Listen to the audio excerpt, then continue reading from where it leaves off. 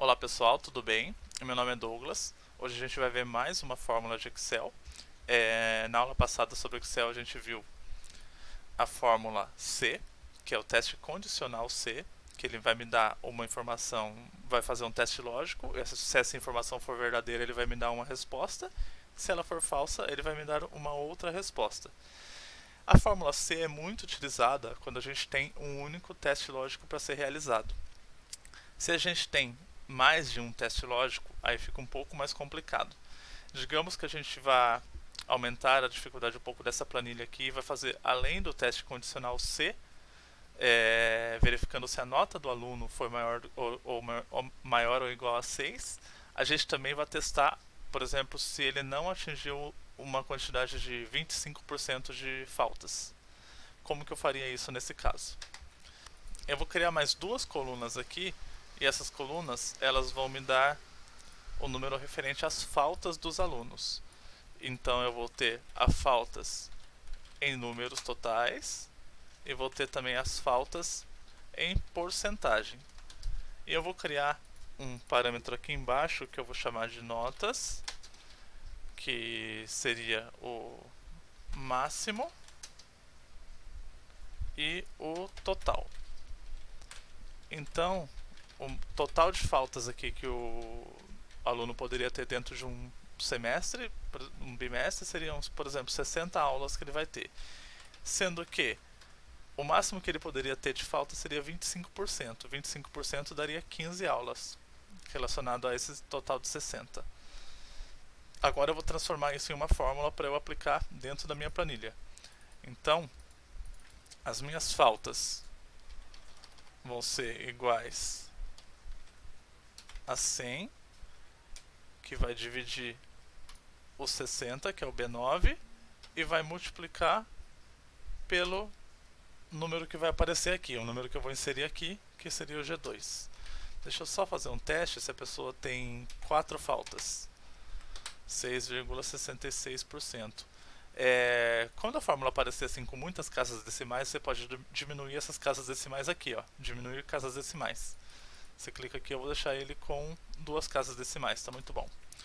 Você tem 8 faltas, 13,33%, 10 faltas, 16,67% e 15 faltas, 25%, que seria o máximo que o aluno poderia ter de falta. Acima disso, 16 faltas, ele já estourou em número de faltas e seria reprovado. Agora, como que eu trabalharia isso dentro da minha planilha? Eu vou apagar todas essas fórmulas de C aqui e vou criar uma fórmula nova. Então, o início dela é igual, C, igual C. Eu vou fazer um teste condicional, certo? Aqui já vem a grande diferença entre elas. Eu vou colocar um E. Por que eu vou inserir esse E aqui?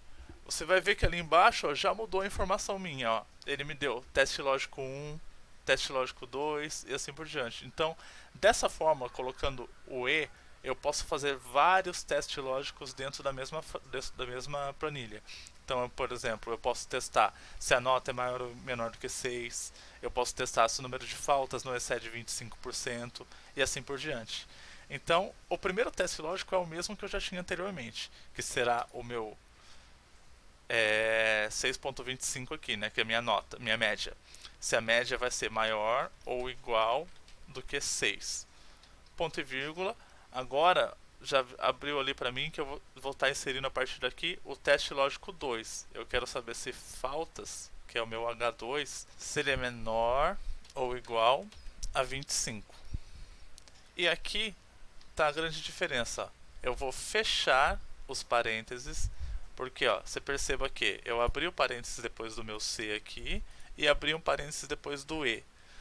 Esse parênteses que eu abro depois do E, assim que eu terminar os 2 testes ou os 10 testes lógicos que eu fizer, eu vou fechar esses parênteses.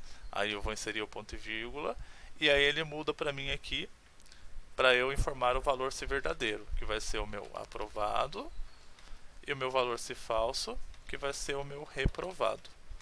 Então, opa, faltou um. Como que fica a fórmula toda? O C, que a gente já conhecia, o E, que ele vai me dizer aqui que eu vou testar mais de uma informação, mais de um teste lógico, o meu primeiro teste lógico, que é o F2, maior ou igual a 6, que é a minha média. Esse meu H2, que é a minha porcentagem de faltas, vai ser menor ou igual do que 25. Se este caso for verdadeiro, ele vai me retornar aprovado. E se um dos dois for falso, porque aqui eu estou usando um E, então os dois têm que ser verdadeiros. Se a nota dele for menor ou igual a 6, ou se as faltas dele forem maior do que 25, ele já vai me retornar de cara o reprovado.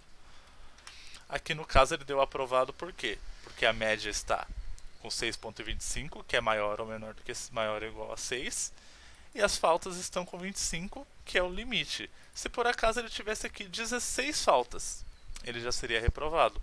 Por quê? Porque o segundo teste lógico, que seria faltas menor ou igual a 25, já seria falso. Então ele me retornaria o reprovado. Assim como, se por acaso ele tivesse com a nota 5,75, mesmo que ele tivesse 0 faltas, ele seria reprovado também, porque ele não satisfez o teste das notas. Vamos recapitular um pouco isso daqui, só para ver se ficou mais claro.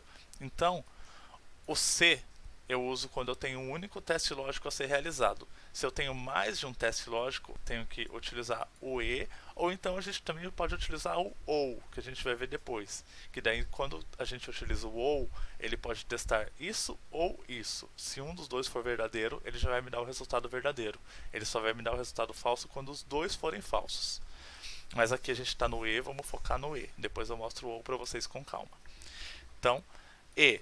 Eu vou testar primeiro F2, média, maior ou igual a 6? Sim, correto, verdadeiro. Vamos para o segundo teste. H2, que é a porcentagem de faltas, ele é menor ou igual do que 25? Certo. Se os dois forem verdadeiros, me dá o resultado aprovado. Se um dos dois for falso, me dá o resultado reprovado. O que a gente tem que tomar cuidado com essa fórmula? Principalmente quantidade de parênteses. Se eu esquecer um parênteses desses aqui ou colocar um a mais, já era. Vai dar bug na fórmula, não vai funcionar. Então prestar bastante atenção nos parênteses e nos testes lógicos. Às vezes você pode fazer os testes ali, mas colocar alguma informação errada. Por exemplo, se eu não colocasse um menor ou igual aqui a 25, né? Eu colocasse só menor a 25.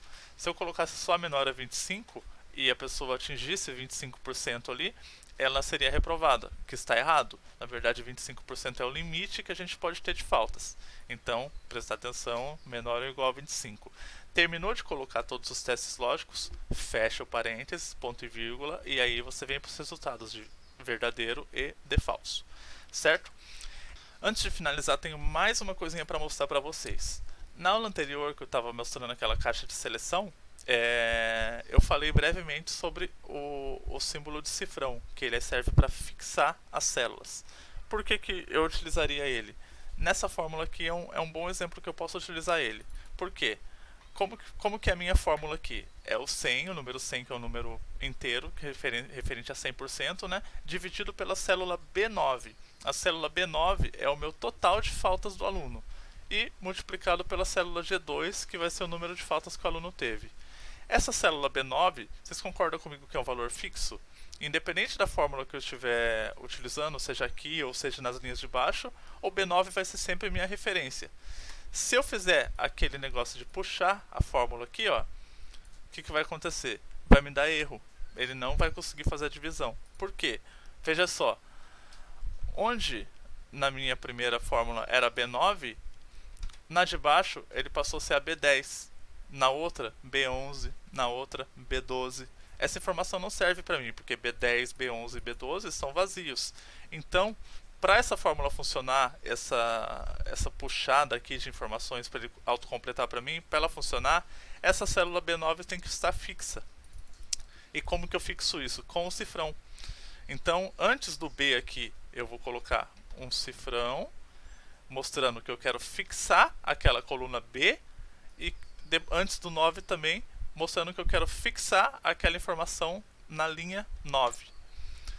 Você vai ver que vai ficar a mesma coisa, só acrescentei o cifrão onde eu estou fixando, e agora eu vou puxar essa informação para os outros. Agora deu certo. Você vê que o 100 continua dividindo pelo B9, mas ele mudou para multiplicar pelo G3. O 100 continua dividindo pelo B9, mas agora multiplica pelo G4. E o 100 continua dividindo o B9 e agora multiplica pelo G5. Aqui não tem problema, eu posso puxar direto porque não tem nenhuma informação fixa. E eu vou agora inserir informações nesses outros alunos também. 13 faltas, 2 faltas, 5 faltas. Esse daqui está reprovado porque ele está com a média 5, 5.25. Deixa eu só subir a média dele aqui para ele ficar aprovado.